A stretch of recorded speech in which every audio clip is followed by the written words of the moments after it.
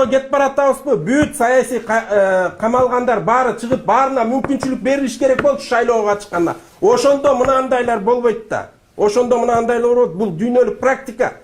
Биз ошолорду жасабай атпайбызбы? Баарын тең чыгарып, анан кийин тиги коюп коебуз эмеге. Мынакей барып кайра териштирүү кылып, кайра неметип алып. Элдин баары билет да алар деген саясий негизде камалган. Аларды кармап отура бергенде болбойт. Саясатка катыштырбасаң ушинтип революция болот.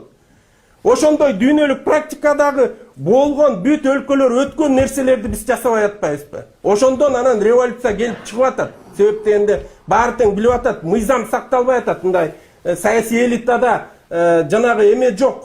Мындай бирдиктүү бир эме жок да, биримдик. Ошондуктан болуп атат. Анан Борбордук шайлоо комиссиясы дагы эгерде ушундай мындай эмеге кетсе, сөз жок түрдө кетиш керек эмеге. Отставкага кетип, жаңы борбордук шайлоо комиссия түзүлүп, анан ошонун негизинде шайлоолор жүрүш керек. Себептенде эл ишенбей атпайбы? Эң негизги нерсе бул эмне? Шайлдабекова эч ким ишенбейт да. Шайлдабекова эч ким ишенбейт, уже канча жолу өткөрүп атат. Ошондуктан жок дегенде төраганы алмаштырып койсо, мындай болмок эмес. Мындай болмок эмес. Ушундай нерселерди карап, баягы алдын алып турса, эч убакта революция болбойт. Бизде болсо быкшып, жарылганга чейин тим коюп атпайбы? Анан жарылып кетип атат. Ошондон эле жанагындай конституцияны албетте бүгүн эгерде конституция алмаса, эч убакта башка дагы группалар конституциянын проектисин жазбаш керек. Себептен андай жарабайт эчтеке, бирөө да жасалбайт конституцияны Кыргызстанда. Садыр Жапаров мынакей азыр мен конституцияны өзгөртөм деп атат. Мынакей азыр президент дагы өзгөртөм деп атыптыр. Бир гана президенттин алдына топтолуп туруп өзгөртүшүбүз керек. Баарыбыз бир мнениеде, баарыбыз тең чогулуп бирдей иштешибиз керек. Коомго керектүү конституцияны жаратышыбыз керек. Анан Садыр Жапаров бирди жасам, анан тиги бирди жасам деп отурса, дагы болбойт, дагы революция болот.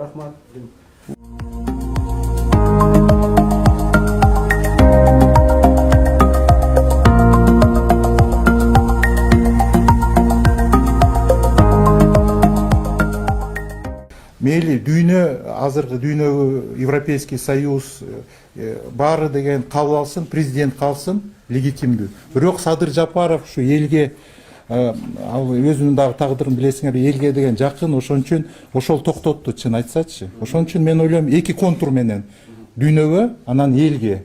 Бизде кыргызча, адат боюнча, дүйнөгө жанакы римский право боюнча. Ошон үчүн мен ойлойм, ошо эки контур иштейт.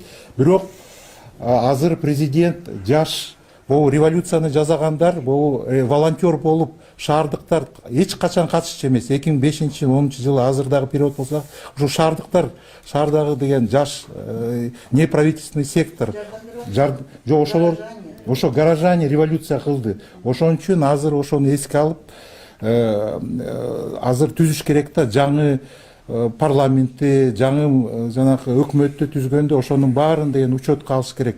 Илгертеде эле жанакы бири-бири менен сүйлөшүп, элита мына туура айтып атат. Баары качып кетип анан эртең менен кайта пайда болгону ал туура эмес. Ошон үчүн азыр президент азыр баарын түшүндү, эл эмне каалап атканын түшүндү. Ошон мен ойлойм, ошо гражданский коомду ошонун баарын интеграция кылыш керек. Өскөн жаш балдарды интеграция кылыш керек.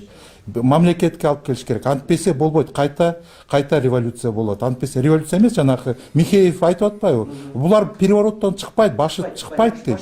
Бизди уят кылып атат. Ошон үчүн биз өзүбүзчө чечип көргөзүш керек. Биз революция жасай алабыз. Биз өнүгүп алабыз деп.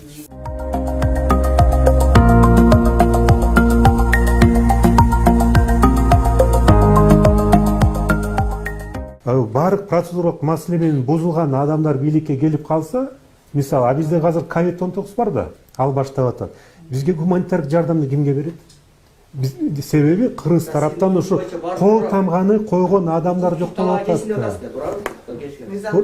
Мыйзамдуу жол менен баарын чечиш керек, мыйзамдуу. Парламент шайланышы керек. 6 октябрда болбой калды деп жарыяландыбы? 6 ноябрга чейин чечимди чыгарыш керек, 45 күндүн ичинде жаңы шайлоону өткөрүш керек. Каяктан конституциялык совещание? Муну шайлоону өткөзүш керек, анан Вот ошол маселе болуп атат. Азыр баарын ушу мыйзам чегинен караш керек. Баарын таразалаш керек. Эгер бирөө мындай жеке амбициялар болгондо, аларды келгиле отуралы, сүйлөшөлү, кандай жолдор бар, кандай адамдарды чакырса деле болот эле, андайлар бар да. Анын баарын чечсек жакшы болот эле.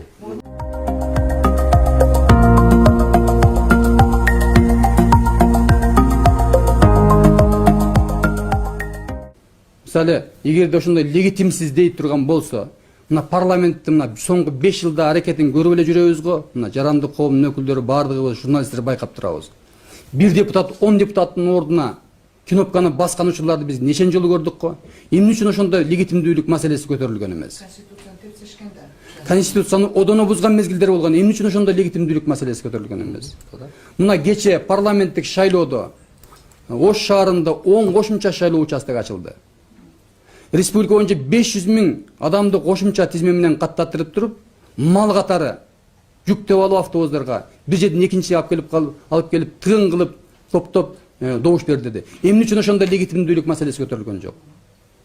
Ошон үчүн мына ушулардын баардыгын көрүп туруп, башкача ой кетет да, булардын максаты Кыргызстанга жардам берүү эмес, тескерисинче дестабилдештирип, провокация уюштуруп, кайрадан өздөрүнүн мурдагы максатына жетүү деген аракет болуп атат да. Ошон үчүн баардык жарандарды, коомдун өкүлдөрүнө кайрылат элек. Баардык активисттерге кайрылабыз. Мүмкүн болсо Кыргызстанды мына ушундай туңгуюктан алып чыгып кетелик. Мындан башка жолубуз жок. Мындан башка жолубуз жок. Эки жол бар.